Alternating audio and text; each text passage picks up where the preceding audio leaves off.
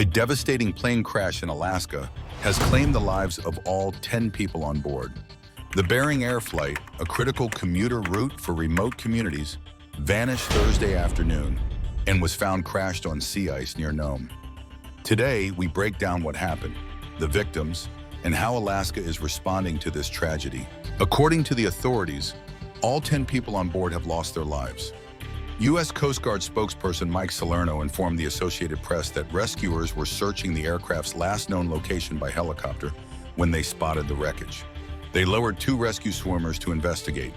The Bering Air single-engine turboprop plane was traveling from Unalakleet on Thursday afternoon with 9 passengers and a pilot, according to Alaska's Department of Public Safety. The Cessna Caravan left Unalakleet at 2:37 p.m., and officials lost contact with it less than an hour later, according to David Olson, Director of Operations for Bering Air. There was light snow and fog with a temperature of 17 degrees minus 8.3 degrees Celsius. According to the National Weather Service, officials lost contact with the plane less than an hour later. The Coast Guard said it went missing about 30 miles, 48 kilometers, southeast of Nome.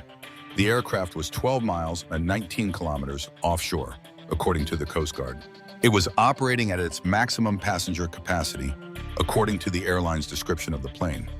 Radar forensic data provided by the U.S. Civil Air Patrol indicated that at about 3:18 p.m., the plane had some kind of event which caused them to experience a rapid loss in elevation and a rapid loss in speed, Coast Guard Lieutenant Engineer Benjamin McIntyre Cobble said. What exactly happened to the plane is not yet clear. The Coast Guard has suggested that it did not get any kind of distress signal from the plane. Planes carry an emergency locating transmitter. If exposed to seawater, the device sends a signal to a satellite, which then relays that message back to the Coast Guard to indicate an aircraft may be in distress. There have been no such messages received by the Coast Guard, McIntyre Cobble said. All 10 people on board the plane were adults, and the flight was a regularly scheduled commuter trip, according to the Alaska State Troopers. Local, state, and federal agencies assisted in the search effort, combing stretches of ice-dotted waters and scouring miles of tundra.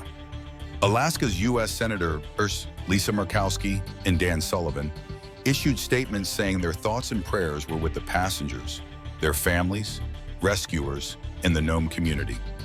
U.S. Representative Nick Begich said on the social platform X that he was ready to assist Nome and Alaska Governor Mike Dunleavy in any way we can.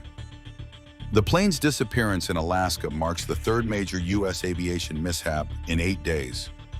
A commercial jetliner and an Army helicopter collided near the nation's capital on January 29, killing 67 people.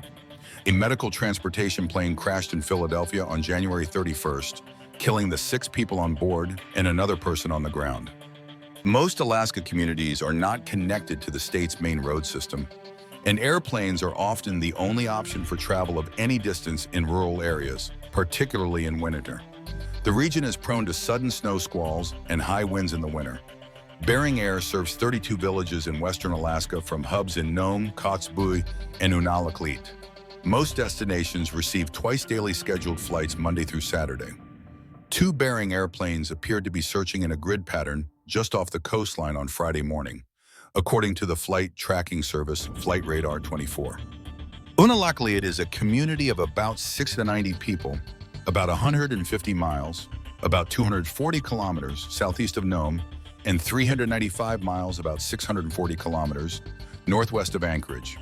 The village is on the Iditarod Trail, route of the world's most famous sled dog race, during which mushers and their teams must cross the frozen Norton Sound. Nome, a gold rush town, is just south of the Arctic Circle and is known as the ending point of the 1,000-mile, 610-kilometer Iditarod. The city said prayer vigils would be held Friday for those on board the plane, friends and family, and those involved in search efforts.